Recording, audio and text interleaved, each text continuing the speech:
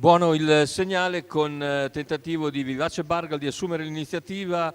Vivace Bargal in breve va a condurre nei confronti di Zar Parlante, poi Salvador Trio, mentre rimane all'esterno Pedro Almodovar. Così Vivace Bargal velocissimo come solito, prende il comando, completa i primi 200 in 15,7, si trascina Zar Parlante, Salvador Trio, poi Pedro Almodovar che invece ha dovuto, deve ancora ripiegare perché è stato superato da Sing Alleluia e Athena Gas, quindi anche Unguento, mentre Pedro Almodovar deve addirittura ripiegare in coda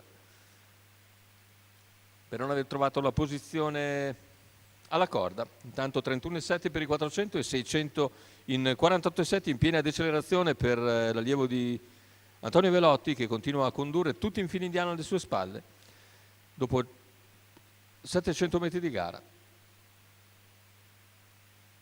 E giro che se ne va nell'ordine del 1-5-1, Vivace Bargal, Zar Parlante, Salvador Trio, mentre all'esterno risale Tuco Vambar. Tuco Vambar risale gradualmente, lo segue Sing Alleluia che ne ha preso subito la scia. Intanto 1:21,3 il chilometro di tutto comodo, imposto da Vivace Bargal al comando. E ora secondo passaggio davanti alle tribune, Tuco Vambar si impegna all'esterno, sopravanza parzialmente Zar Parlante, si trascina Sing Alleluia, lungo la corda chiusa invece Salvador Trio, poi al largo c'è anche Unguento, chiude Vamos OP che copre Pedro Almodovar. Intanto un parziale ora in 15,1 con Vivace Bargal che comincia a fare sul serio e a 600 dalla conclusione ancora un 15,4 perché nessuno lo va ad impensierire realmente, quindi a 500 dalla conclusione Vivace Bargal mantiene una lunghezza di margine su Tuco Vambar che si trascina Sing Alleluia, Zar Parlante lungo la corda, poi Salvador Trio.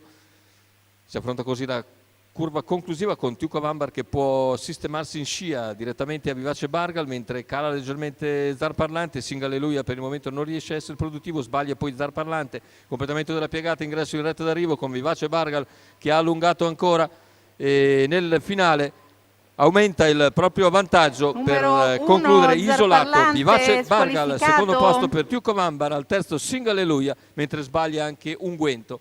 1:18,2 il ragguaglio con 29 secco a chiudere, 59 per l'ultimo giro e Antonio Velotti con Vivace Bargal raddoppia così il successo ottenuto pochi giorni fa sulla pista.